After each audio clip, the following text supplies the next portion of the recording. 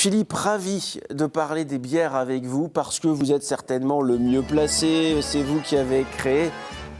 Ça sent la bière de Londres à Berlin. Ça Bravo. sent la bière. Bravo. En attendant, on boit de l'eau. En attendant, sur le plateau, il y a de l'eau évidemment parce que tout ça est à consommer avec Modération. modération. Et puis, ouais, c'est fin de matinée quand même. Bière Magazine, créé il y a maintenant une vingtaine d'années, tout savoir sur la bière grâce à ces magazines-là. 32 litres par an et par habitant, on va en parler. Mais le nombre de brasseries en France est phénoménal. En tous les cas, c'est un vrai boom des créations de brasseries artisanales en France. Ce qu'on appelle brasseries artisanales, déjà, mettons bien le cadre de tout ça, ce sont des brasseries qui produisent moins de 200 000 hectolitres par an. Tout ce qui est au-dessus de 200 000 hectolitres par an est considéré comme industriel ou grosse brasserie. 3 groupes en France, 7 brasseries de plus de 200 000, et tout le reste, ce sont des brasseries artisanales. Elles sont au nombre de 1300 aujourd'hui, à peu près, car c'est fluctuant. Certains même syndicats professionnels disent qu'on crée une brasserie par jour. Peut-être pas autant. Mais enfin, ils sont créés. Mais en tous les cas, ils sont créés. Et il s'en est créé beaucoup en Nouvelle-Aquitaine, évidemment, on va en parler. Une centaine en Nouvelle-Aquitaine, on peut référencer une centaine de brasseries en Nouvelle-Aquitaine. Ce qui évidemment est loin d'être négligeable. Ouais. Voyez ce qui suit et ensuite on répond à toutes vos questions sur les blanches, les blondes, les ambrées, les brunes, le goût de la bière, la consommation, la conservation, tout ça. Je vais prendre la ballotine de caille à la truffe sur un lit de légumes oubliés. Et pour l'accompagner ? Votre meilleure bière. Et oui, en 2019, la bière, c'est chic. De mémoire d'humain, on ne sait pas si ce sont les Égyptiens ou les Chinois qui ont commencé à descendre des pintes. Mais ce dont on est sûr, c'est qu'il y a 5000 ans, les Sumériens vouaient un culte à leur déesse de la bière, nommée Ninkasi, une manière de se donner bonne conscience. Mais si les hommes sont si friands de cette boisson, c'est avant tout parce qu'elle était on ne peut plus simple à faire. Du blé, de l'orge, de l'avoine ou du maïs et de l'eau qu'on laissait fermenter. Les levures transformaient le sucre en alcool et en bulles. Et pchit, ça faisait de la bière. Depuis, on a juste ajouté du houblon à la recette d'origine pour faire de la bière la reine des boissons branchées. Et sa cote de popularité ne fait que grandir. Dans tout l'Hexagone, de nouveaux brasseurs fleurissent. 70% de la bière que nous buvons est française. Cocorico. Si bien que nos producteurs de céréales et de houblon ont un peu de mal à suivre la cadence. Pourtant, au palmarès des grands consommateurs de bière, nous sommes très loin derrière les Tchèques, les Allemands ou les Autrichiens. Le Français moyen, lui, ne boit que 32 litres de bière. Raisonnable les petits Frenchies, mais les chiffres augmentent. Alors, vous connaissez la chanson ? Avec modération. Et souvent, modération est un bon pote lors de soirées entre amis, évidemment. On l'a vu, l'eau est un élément de fabrication de la bière. C'est l'élément primordial. Mais l'eau représente 90% dans la fabrication de la bière. Donc d'où le fait qu'elle soit d'excellente qualité. On l'a vu, on le voit par exemple dans des brasseries hors Nouvelle-Aquitaine, par exemple. Il y a même des brasseurs qui vont puiser leur eau dans les glaciers du Mont-Blanc pour avoir une pureté de l'eau. En Tchéquie, là où est née la Pils, le berceau de la Pils... Bière très légère. Bière très légère, c'est une eau qui n'a pas de sels minéraux, qui est absente de sels minéraux. Donc oui, l'eau, c'est vraiment un des éléments fondamentaux de la fabrication de la bière. 32 litres par an et par habitant, évidemment, c'est une moyenne. Et aujourd'hui, on constate que même les femmes se mettent à consommer de la bière, tout simplement parce qu'il y en a pour tous les goûts. La palette gustative est excessivement large. Alors, les dames, effectivement, dans la bière, au départ, n'aimaient pas trop l'amertume qui est liée au houblon. Souvent. Aujourd'hui, maintenant, les brasseurs artisanaux, avec leur créativité toujours renouvelée. Et ça, c'est important, parce que la brasserie artisanale vit par la créativité de ses brasseurs. Et ça, c'est très, très important. Et c'est vrai qu'aujourd'hui, l'offre est beaucoup plus large au niveau qualité et au niveau goût. C'est pour ça que les dames vont plutôt sur des bières qui sont un petit peu aromatisées, mais aromatisées avec des vrais fruits, pas avec des sirops, hein, avec des goûts plus doux, plus sucrés peut-être. Plus sucré. Vous consommez de la bière, Pascal, ou pas ? Pas beaucoup. J'aime ça, mais pas beaucoup. Franchement, plutôt l'été. Mais j'en consomme pas trop. Par contre, c'est ce que je prends au restaurant à midi. Alors quand même. Parce qu'en fait, on est dans un univers où on peut faire le parallèle avec le monde du vin. Le monde de la bière s'invente un vocabulaire, crée un vocabulaire. Les biérologues sont les équivalents des œnologues. Tout à fait, tout à fait. Et c'est ce qui est un petit peu à l'origine du développement de la bière aussi auprès du grand public. Parce que la bière, ne nous cachons pas, on ne va pas se leurrer, avait une vision de la part du grand public, une boisson très populaire. C'était un peu ventripotent au bar, match de foot, etc., etc. Parce que justement, la bière était un petit peu monobloc, les goûts étaient un petit peu similaires passé une époque. Aujourd'hui, avec l'arrivée des bières artisanales et la palette de dégustation beaucoup plus large, les gens s'intéressent plus à ça. Qui plus est, quand leur bière, et on le voit en Nouvelle-Aquitaine, est locale. On le voit en Pays Basque, on le voit sur l'île de Ré, on le voit sur pas mal de choses. Justement, ça c'est très important parce que les bières régionales ont réinventé le monde de la bière, Tout à fait. ont fait venir un public de consommateurs nouveaux, une centaine de brasseries en Nouvelle-Aquitaine qui ne se ressemblent pas du Pays Basque à l'île de Ré en passant par le Limousin. Leur diversité, elle est liée souvent aussi à leur territoire. Par exemple, en Limousin, on pourra faire une bière à la châtaigne. Ouais. Alors qu'on pourra brasser avec de l'eau de mer, pourquoi pas, sur le pourtour atlantique. Et puis on pourra travailler avec d'autres produits sur le Pays Basque. Donc vous voyez, il y a toujours cette connotation qu'il y a entre la bière et le produit local. Et ça, je crois que c'est ce qui donne de l'intérêt, ce qui valorise le territoire, en plus au travers du produit bière. On a une question pour vous. C'est un patrimoine autour de chez nous. Ah, bien sûr, c'est un patrimoine. Voir la bière qui a été faite à quelques kilomètres de chez soi, c'est... Circuit court. Circuit agréable. Court et produits locaux. C'est un peu de évidemment. nous-mêmes. Du houblon de la vallée de la Gartempe ou du houblon des vallées pyrénéennes. Absolument. Et puis de l'eau locale. Et ça donne des bières avec des goûts différents. Pourquoi pas? D'ailleurs, c'est l'une des questions qu'on vous pose. Vous y répondez tout de suite après, Philippe. Bonjour, Janine de Bergerac. Pouvez-vous me dire pourquoi nous rencontrons actuellement cet engouement pour les bières régionales? Est-ce que c'est un effet de mode? Merci. C'est une assez bonne question parce que ça pourrait être aussi lié à du marketing finalement. Les brasseurs artisanaux ne font pas tant de marketing que ça d'ailleurs. Hein. Donc c'est pour ça que je pense que ce n'est pas un phénomène de mode. Ils ne font pas tant de marketing que ça, tout simplement parce qu'ils ont une production qui est tellement limitée qu'elle est majoritairement locale. Les consommateurs sont des habitués. Sont des fidèles. Des habitués, mais c'est surtout leur circuit de distribution, il est très court, donc on reste sur le territoire. Donc phénomène de mode, oui et non. Enfin, phénomène de mode, je crois que la tendance va à consommer mieux et consommer moins. Évidemment.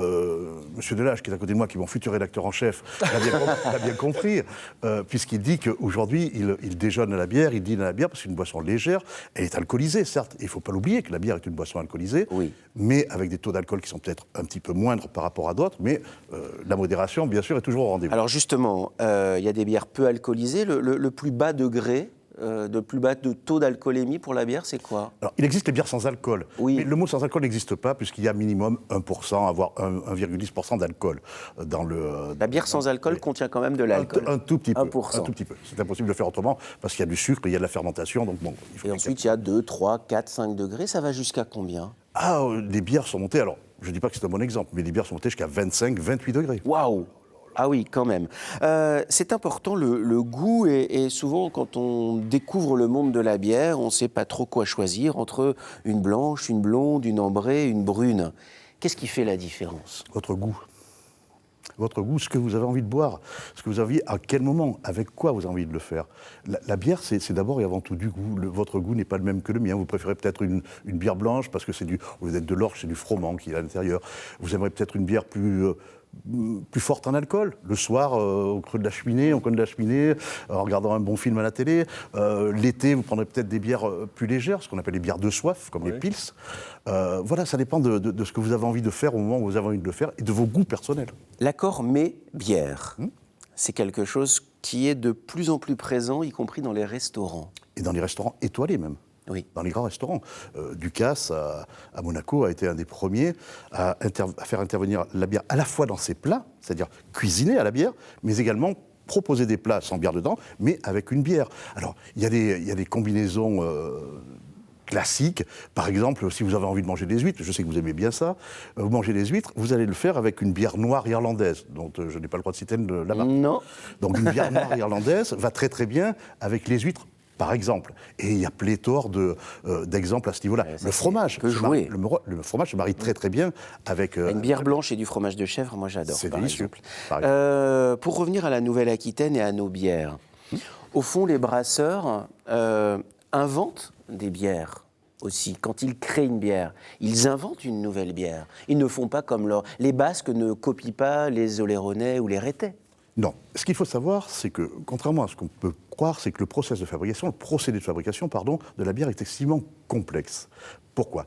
Il y a 4 ingrédients qui rentrent en ligne de compte dans la fabrication de la bière, que sont L'eau, l'orge, qui va se transformer quand elle sera chauffée en malt.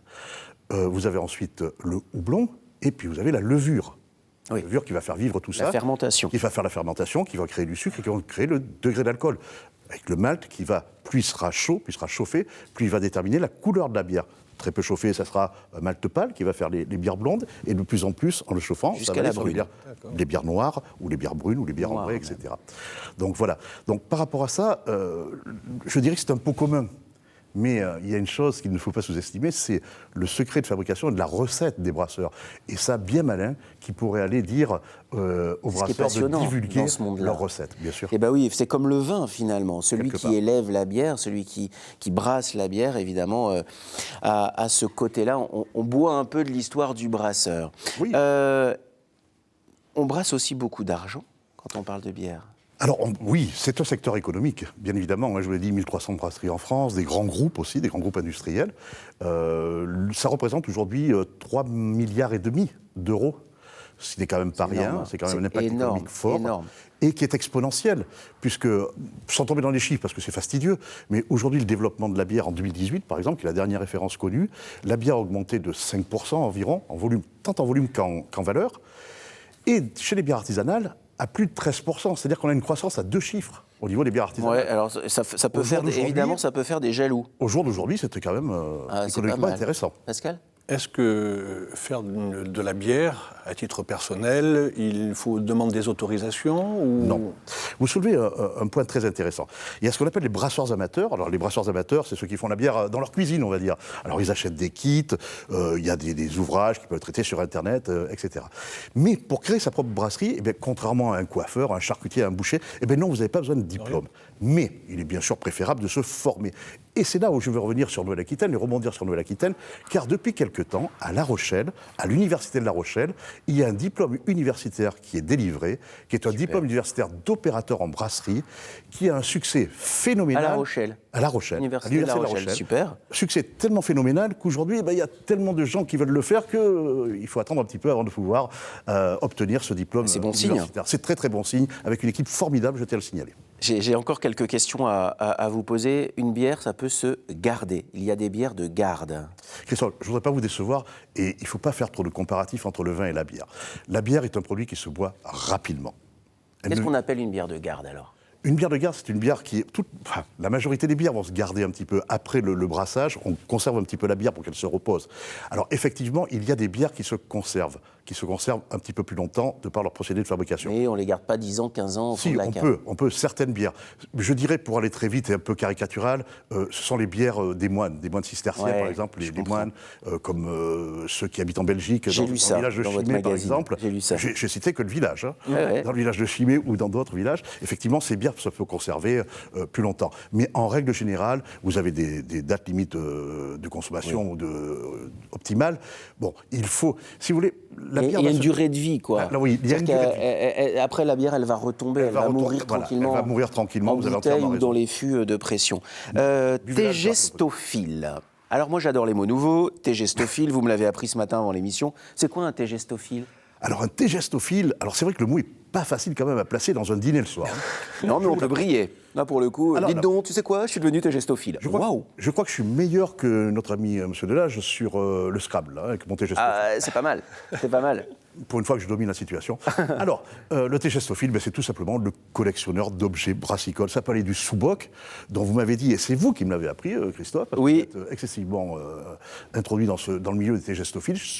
Non, j'ai juste fait des recherches. Vous m'aviez appris qu'il y avait 5 milliards de sous-bocs qui étaient fabriqués. 1867, le premier sous-boc. Alors évidemment, en carton-pâte, on a récupéré des matières, on a fait ça. C'est devenu des objets publicitaires ensuite. On fabrique 5 milliards de sous-bocs et 3 milliards sur les 5 milliards sont fabriqués en Allemagne, évidemment. Je sens le tégestophile en herbe. Mais grâce à vous, je vais le devenir. Vous serez mon maître en tégestophilie, si vous acceptez. Je l'accepte bien volontiers. Vous en savez plus sur les bières artisanales, les bières en Nouvelle-Aquitaine. Bon, évidemment, c'est bien de découvrir des nouveaux goûts, c'est bien d'aller explorer de nouveaux univers, mais faites-vous plaisir d'abord en soutenant les brasseries de notre région, évidemment, parce que ce sont des petites unités et c'est pas mal de les soutenir, évidemment. Si vous voulez en savoir plus, le dernier numéro de Bière Magazine est en kiosque.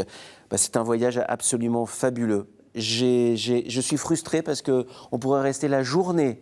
Je reviens quand vous voulez, Christophe, avec quelques bonnes bières, bien évidemment. Vous savez quoi, ne partez pas. Vous restez. Bon, on reste quand même dans l'univers de la bière un petit peu, puisque la bière se met aussi au bio, et de plus en plus de brasseries choisissent de fabriquer des bières bio. C'est le cas de la brasserie Arobio. Elle porte bien son nom, avouez. On est sur des goûts torréfiés assez élevés, sur on va dire chocolat noir et café. Des arômes gourmands pour des bières originales, c'est ce que recherche ce brasseur. Il en a même développé une au piment d'Espelette. C'est très très bon, franchement, au piment, étonnant même. Au départ, on n'a pas trop le goût du piment en bouche et ensuite, petit à petit, on sent le goût du piment en fait. Blanche, blonde, brune, ambrée, cette brasserie artisanale bio d'Espelette a développé une gamme de 11 variétés différentes, dont une qui vient d'être primée au Salon de l'Agriculture à Paris. La brasserie artisanale est très dynamique. Il y a plein de petites brasseries et qui explorent de nouveaux domaines tout le temps. Donc là, la dernière née, c'est notre bière triple qui a gagné une médaille d'argent à Paris cette année. C'est un style belge. C'est une bière qui est très maltée, un goût de céréales prononcé. Et c'est une bière qui est puissante en alcool. On n'est jamais en dessous de 8 degrés. La nôtre fait 9. Ils sont deux associés à avoir créé cette brasserie d'abord à La Ressort, puis se sont installés il y a 1 an et demi dans le centre d'Espelette. Fermentation, brassage, mise en bouteille, tout est fait sur place, à partir d'orge, produits en partie au Pays Basque. On a la moitié de notre production qui est faite avec des orges récoltées au Pays Basque, chez 2 agriculteurs, un à Béguios et l'autre à Pagol. Quand on a débuté, on prenait tous nos houblons bio en Alsace, et actuellement on est obligé d'aller les chercher en Angleterre. On n'a pas de producteurs locaux pour le houblon. 80 000 bouteilles sont produites ici chaque année, vendues sur place ou dans les épiceries bio et les restaurants. La brasserie espère à l'avenir doubler sa production et peut-être créer un emploi.